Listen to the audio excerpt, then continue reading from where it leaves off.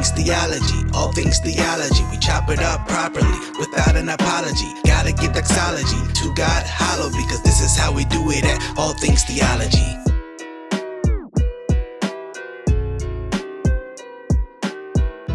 Yo, grace and peace, guys. Welcome back to another episode of All Things Theology, where I'm your host, Kdub. And today I want to talk maybe about a new topic you've never heard about, and that is whiteness. But before we do that, make sure you like this video, subscribe to the channel, and as always, click the notification bell so you can be aware when I drop content. So, yes, I'm going to talk about whiteness. What is whiteness? Well, generally that term is very vague, but you already know when you hear someone talking about whiteness, where they're coming from, and that is the social justice, critical theory, all that nonsense going on. But recently, a church called First United Church of Oak Park in Chicago, Illinois, funny enough, put out a statement about whiteness. And I think I should read this because I find this statement pretty odd. And you might too if you're reading the Bible. But they sent out a PDF on their website, and the statement said, First United Church of Oak Park. And by the way, this was released on April 7th of this year. So just last week, really. So let me read a statement from what they actually posted on the church website. And it goes, First United Church of Oak Park decided to take Jesus of Nazareth's instruction to follow me, literally, this Lenten season, the 40-day period preceding Easter. They announced they were fasting from whiteness by abstaining from performing hymns composed or written by white musicians. Now, pause from the article for a second.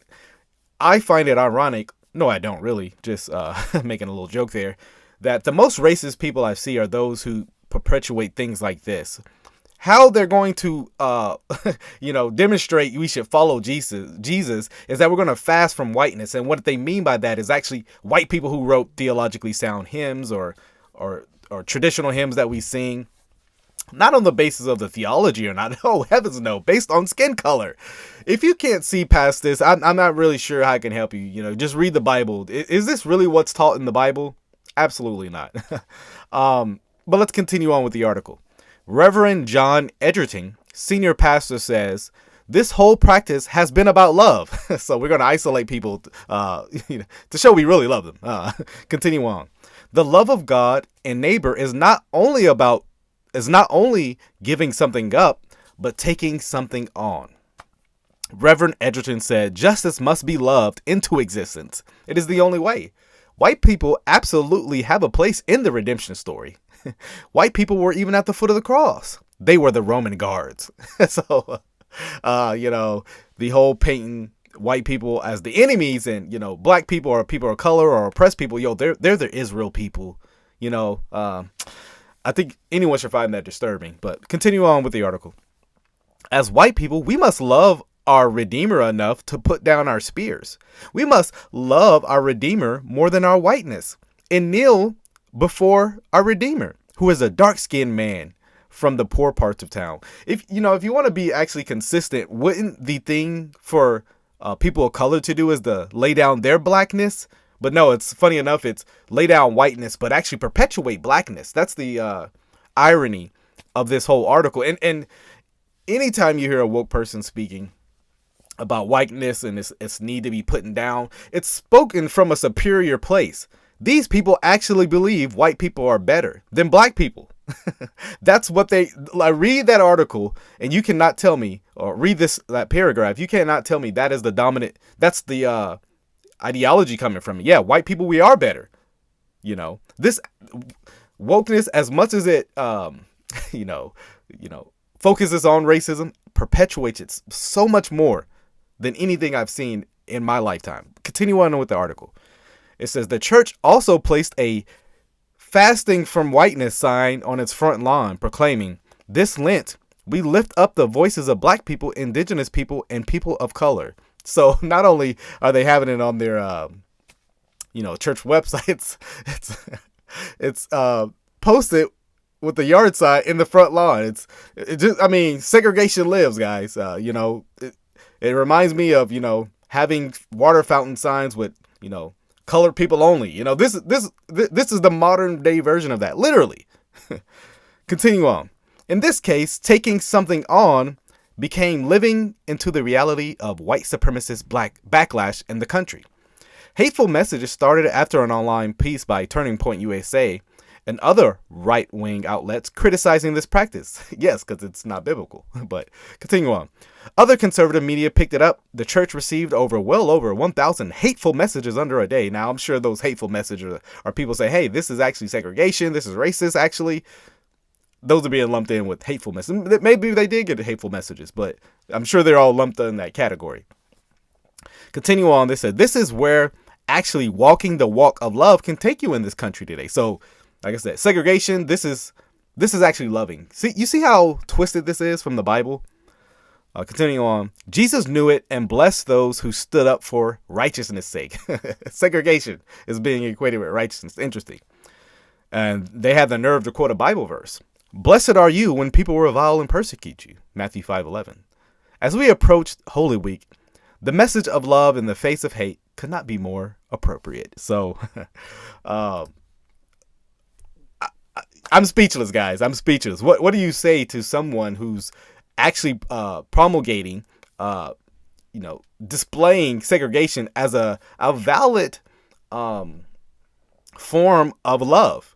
Because, there is racism, obviously, in this country. There's a history, white people, segregation, all that. Therefore, we should treat everyone in the, I haven't been in this church, but I can guarantee you it's probably 80% white.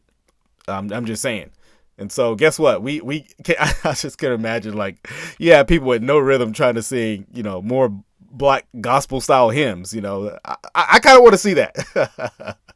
I want to laugh. I kind of want to laugh. But let me show you. So the church posted that right there, responded. They also responded to people,